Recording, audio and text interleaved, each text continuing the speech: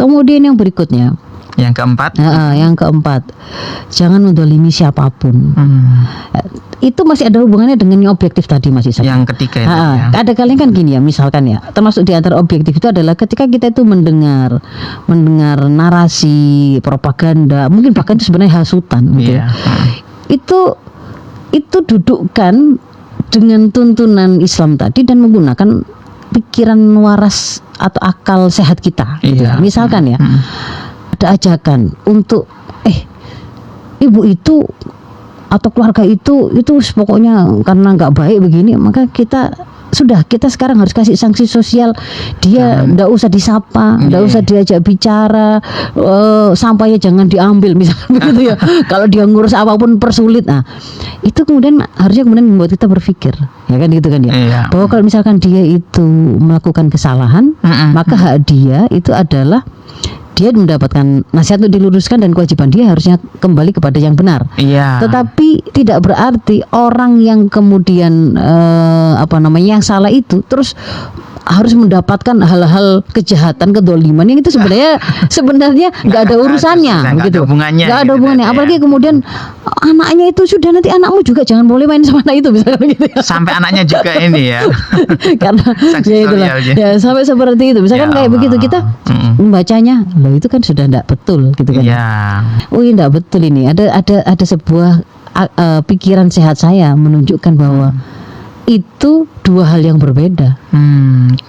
Kalau misalkan kemudian hari ini kan kalau kita lihat di sosmed Mas Isak ya, ketika misalkan ada seseorang yang dia itu melakukan kesalahan, ibunya, bapaknya gitu misalkan, anaknya ikut-ikutan dibully, kena juga ya. Iya kan? Iya. Banyak itu anaknya ikut-ikutan dibully. Padahal nggak bersalah ya. Nggak bersalah. Lah itu namanya nggak bisa objektif dan nggak bisa berbuat adil begitu. Tadi jangan mendolimi siapapun ya. Tadi ya. Ya. Meskipun kita itu misalkan pada konteks perselisihan tadi itu kita tidak terlibat langsung, tapi kalau kemudian kita itu terlibat dalam posisi yang salah, keterlibatan yang salah, perkataan kita yang kurang pas atau buruk gitu ya misalkan, atau sikap yang kemudian memanaskan suasana, itu bisa menjadi bagian dari kedoliman gitu loh. Jadi hati-hati gitu ya. Hati-hati betul pada kondisi yang seperti itu, jangan melakukan kedoliman lain untuk membalas kedoliman. Nah, jadi kayak misalkan bullying pada anak-anak juga sering terjadi kan. Misalkan saya ambil contoh ya. Misalkan ada kan pada saat beberapa waktu yang lalu itu ada seorang anak itu dipukuli dia dengan teman-temannya. Alasan yang mukul apa?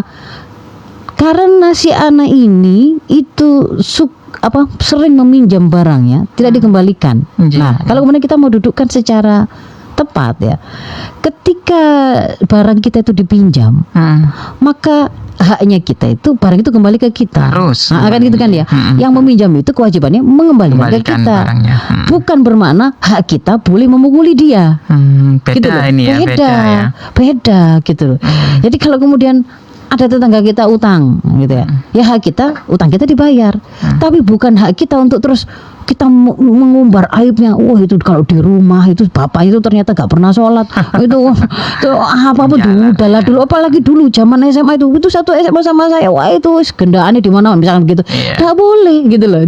Kemana itu jadi dari kita malah melakukan kezoliman begitu. Jadi jaga jangan mendolimi siapapun.